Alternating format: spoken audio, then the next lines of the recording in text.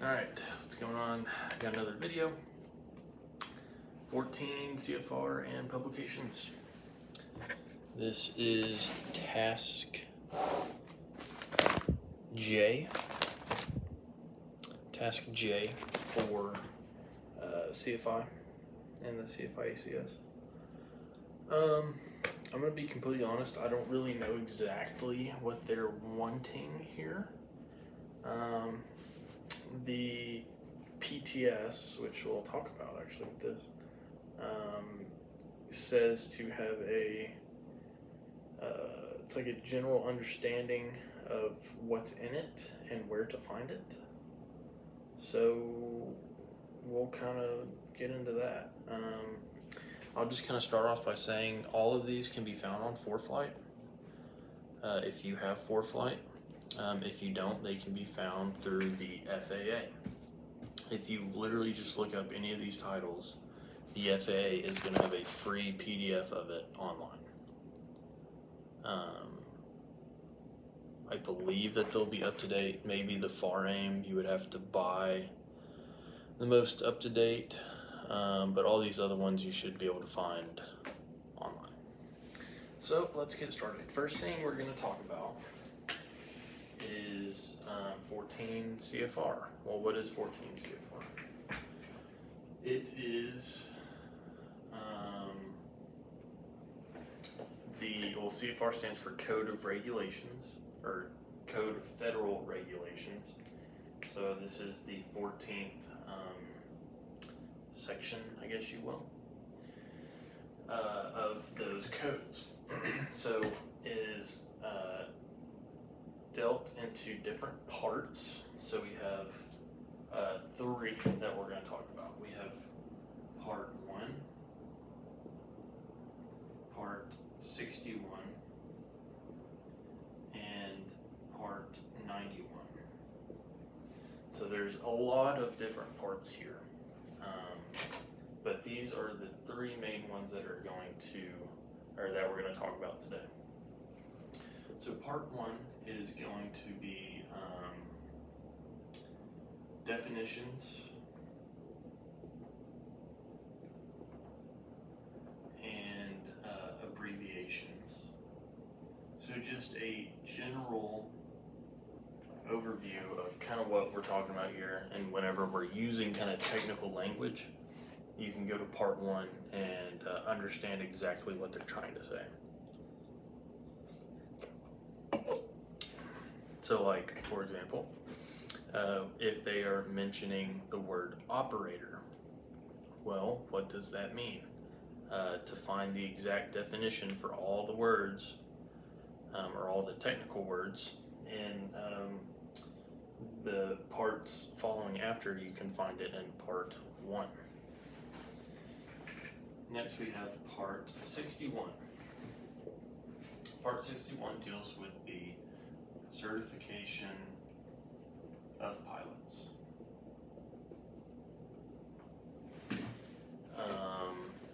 You can find all the information needed to be able to know what you have to do to become any level of pilot. So student pilot, sport pilot, recreational pilot, private pilot, commercial pilot,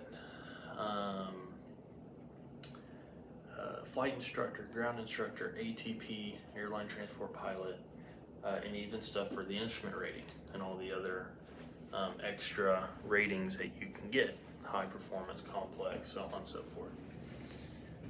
All of that can be found in part 61. All right, so that includes,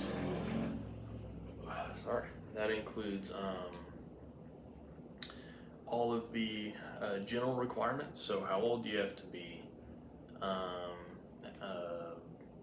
What language do you have to speak? Surprise, it's English for all of them, but you get the idea. You have the general requirements, and then you have the, I would say in layman's terms, the flying requirements. So how many hours do you have to have total? How many hours do you have to have doing this and doing this? What all specific things do you have to train over? Stuff like that is all found in part 61. Part 91 are going to be general operating rules. So these are the rules. This is the rules. Like whenever we go fly, we have to follow everything in Part 91. It's a common expression that Part 61 is how you get your license and Part 91 is how you lose it. If you break Part 91, you are subject to having your license revoked or your certificate revoked. There's all sorts of stuff here, literally anything you could think about, from required equipment to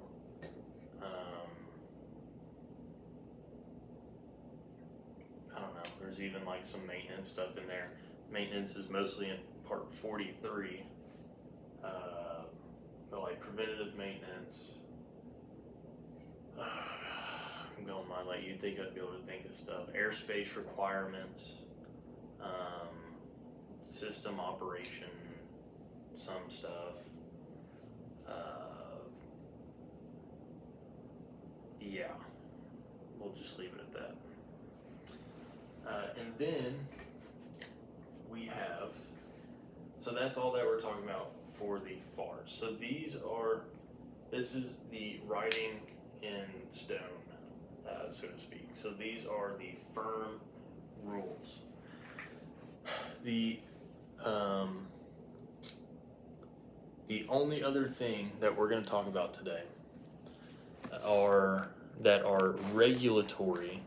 So meaning that what the FAA puts out is a rule that you have to follow according to federal law. The only other thing that we're going to talk about that applies to that outside of the FARs, which is actually also a FAR, but it is NTSB Part 830. We're going to talk about that right after this, but I want to go ahead and hit on the AIM. The AIM, or the Aeronautical Information Manual,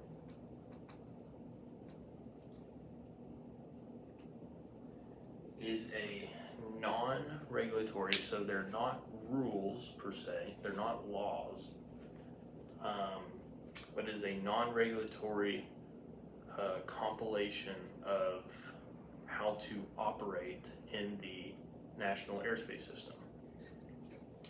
So it's not necessarily rules, but it's telling you how to properly abide by the rules, how to not break the rules. So we have stuff like airport lighting, navigation, airport surfaces, paintings or markings and paint on the ground. How do you read your taxiway signs? Traffic patterns. How do you fly a traffic pattern? It's just telling you how to operate in order to abide by the rules. Typically, especially if you buy the physical book, these are going to be joined together. And it's going to be called the FAR AIM. Okay, so now, I mentioned earlier NTSB Part 830. So this is not in Section 14. I honestly can't remember what section it was in. But it's because it is not put out by the FAA. The FAA created all the 14 CFR codes. Well, this section of the Code of Federal Recommendations was created by the NTSB, which is a separate organization from the FAA. So, what is this, and how does it apply to us as pilots? Well, It's pretty short. It's only about 7 pages. If you haven't ever read it, I would recommend reading it. It's a very easy read, but it starts with definitions just like anything else, which is pretty crucial to this because a big part of it is defining what is an accident and what is an incident. So it defines the difference between an accident and an incident, and then when you are required to report an accident or an incident to the NTSB. So for an accident, it is any event that involves substantial damage,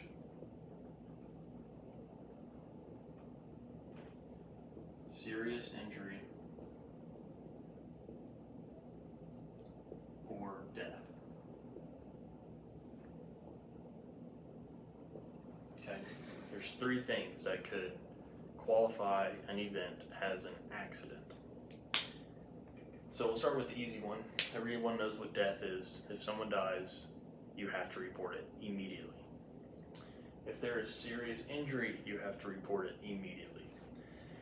In the definition section of Part 830, it defines what is a serious injury. There's a whole list of stuff on there. I'll give you a few. A major bone broken, other than the nose, fingers, or toes. Okay, so a broken bone. Anything to do with your internal organs. Burns, I believe it's over 5% of the body. 2nd or 3rd degree burns over 5% of the body. And hospitalization over 48 hours. There's more on there, but those are some examples. But it lists what a serious injury is. Similarly, it defines what is substantial damage. In general, it's going to be anything that requires a major repair or replacement. It gets pretty specific in there, but for our purposes as pilots, I feel like that's a good enough explanation. And then obviously if you're in an event like that, go in and actually read it to determine if you need to report or not. So any one of these 3 things requires an immediate reporting to the NTSB. An incident is an event that compromises or could compromise safety other than an accident.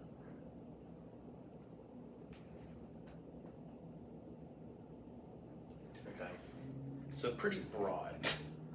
Anything that could compromise safety or does that is not defined by an accident is an incident. So, which incidents do we need to report?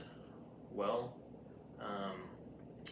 they give us a specific list of incidents that require immediate reporting. Again, it's a long list of things. But some examples would be anything to do with the flight controls. So a flight control failure or even just a malfunction of a flight control. So that includes primary and secondary. So if your flaps fail, that is a secondary flight control. That would be a failure of a flight control, and you'd have to immediately report that to the NTSB. Any fires, in-flight fires, if a crew member is unable to perform their duties due to injury or illness, you have to report that. And then I think damages over $25,000, I think was the number, requires immediate reporting. And again, there's a ton of them. If you're involved in any sort of event, go in, read the thing. Like I said, it's only about 7 pages. The incident, I think there's probably like 20. It'll take you like 30 seconds to read it. So if you're involved in anything like that, go in and double, triple check that you don't need to report it. Okay, so that's kind of the big part of it, is when we need to report. After that, it defines how to report, what's included in the report, and then conservation of evidence.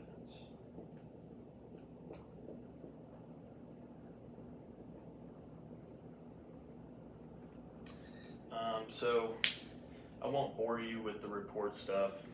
If you go through and you realize that you need to make a report, obviously figure out how to do it and what needs to be in there. Should go without saying. But for the conservation of evidence, the whole goal of the NTSB, which is the National Transportation and Safety Board, they are going to investigate. That's their whole purpose, is to investigate accidents and incidents. So they lay this out so that you know if a accident or an incident occurs, what actions should you take and should you not take when messing with evidence. As a general outline of that, they essentially obviously want you to make sure that everyone's safe. So rescuing people from the whatever the event is, making sure that all the passengers are safe, the pilots are safe. Do what you need to do to make sure that they are safe and clear from the wreckage or the airplane, whatever it is. And then also making sure that everyone around it is safe as well. And then after that, they really don't want you to touch it. They don't want you to mess with anything because they want to come out and look at it. So yeah, that's essentially the NTSB Part 830. Like I said, 7 pages. I read it. Took me like 5 minutes. I would recommend going through and reading it. Alright, so after that, we have advisory circulars.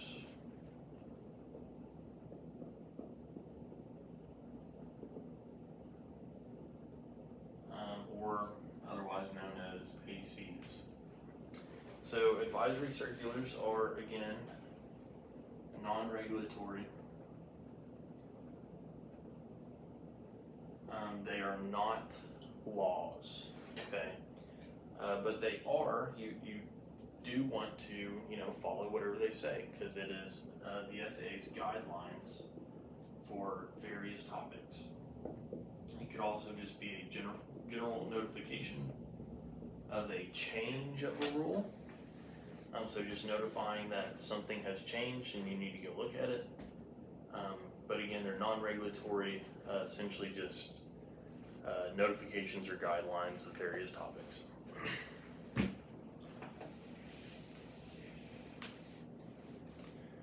Okay, then we have what are called infos. This is information for operators.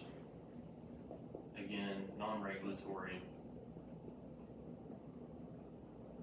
And they are non-urgent. It's non-urgent information that could help you operate safely. Again, it could be guidelines, it could just be like a general notification of how to do things. But the main part of it is that they are non-regulatory and they are non-urgent. You can find all of those on the FAA's website. Along with the ACs you can also find. Another thing you can find on their website are SAFOs. I guess you can call them SAFOs. But these are safety Safety alerts for operators. So as opposed to an info, these are urgent or time sensitive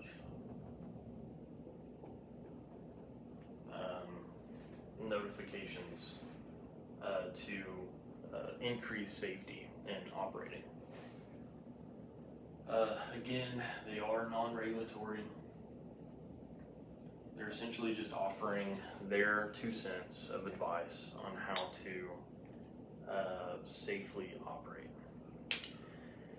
An example of one of these, I kind of was looking at some of them. An example of one is how to properly handle lithium batteries when loading cargo or something like that.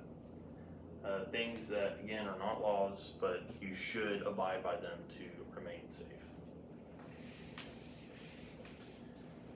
Okay, then we have the POH. So the POH is your Pilot Operating Handbook.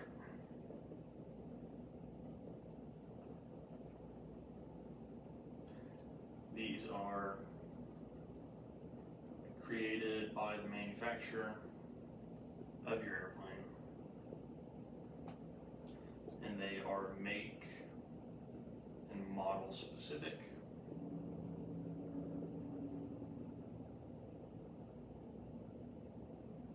So, for example, a Cessna 172 Sierra.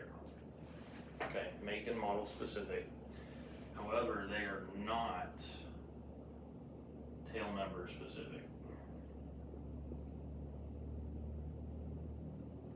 So yes, you should use it to operate the airplane safely. However, there are some things that you have to take into account that are not going to be specific to your airframe, the specific airplane that you're flying.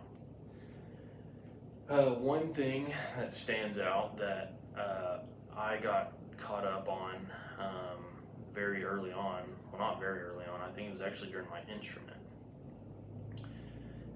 is the aircraft empty weight. So a lot of times your POH will specify your empty weight for your airplane. However, when you're doing your weight and balance, you cannot use the general empty weight for that make and model. It has to be your airplane specific empty weight, which you would get from maintenance. Because, you think about it, you could have a 172 Sierra that has steam gauges. You could have a 172 Sierra that has a glass cockpit. You could have different upgrades to your airplane. You have to make sure that you think about all the factors that go into what makes your airplane specific, what changes the operation of your airplane as opposed to the general airplane that's coming off the line at the factory. So the POH has 9 different sections, or at least the Cessna 172 does. And I'm pretty sure, I'm 95% sure that all POHs follow the same order of stuff. I'm sure that there are some that are a little different, but generally they're going to follow the same order. So like I said, there's 9 different sections in the POH. So the first one's going to be general information about your engine, about airspeeds, stuff like that. Then you have your limitations, airspeed limitations, weight limitations, load factor, CG, stuff like that. Then you have emergency procedures, normal procedures, performance, weight and balance, operation of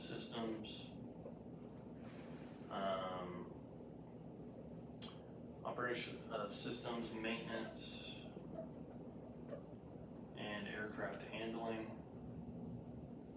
and then any additional supplements that you would need. Alright, so those are the sections. Next up, we have the ACS/PTS.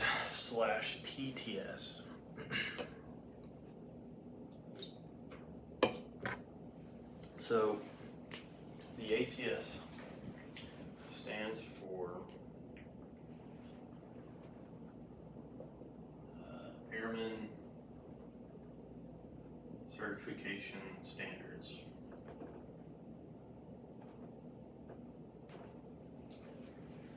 So the ACS, there's a specific ACS for every different certificate and every rating. I believe there's one for, I think it might just be certificate.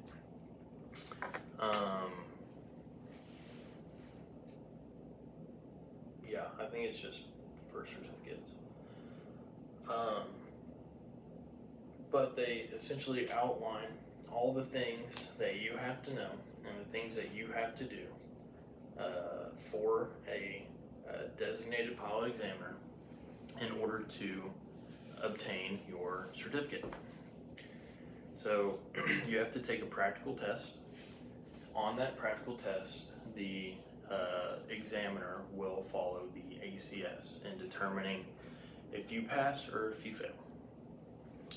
So the ACS is outlined in such a way to where you have different areas of operation.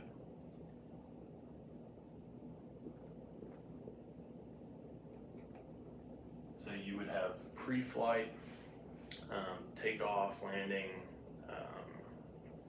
stalls, maneuvers, stuff like that. Then you have your areas of operation, and then you have your specific tasks in those. So for pre-flight, you'd have pilot qualifications, airworthiness, weather information, and then within those tasks, you have the different elements that you need to know. And elements, there are knowledge elements, skill elements, and risk management elements.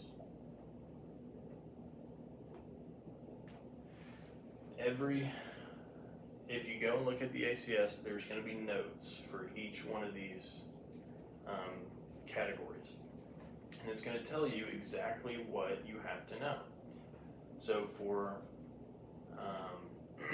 the area of operation, it's going to say for area of operation 1, pre-flight procedures, the applicant must display the examiner must go over task A and task C and one additional task. So there might be 7 or 8 tasks in there, but on the test you only have to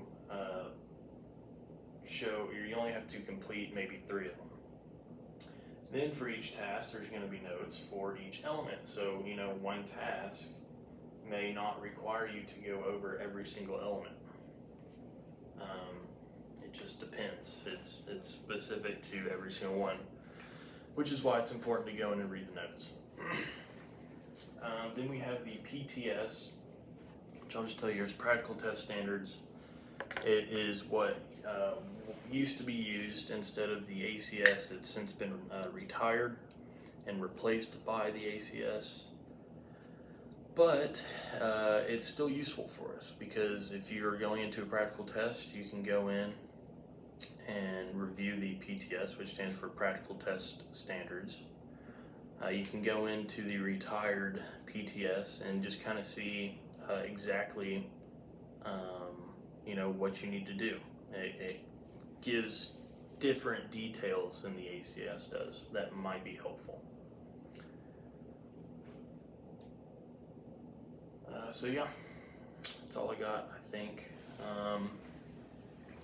Make sure I didn't skip over anything. Yeah, I think that's it. This is a pretty short one, but thanks for watching.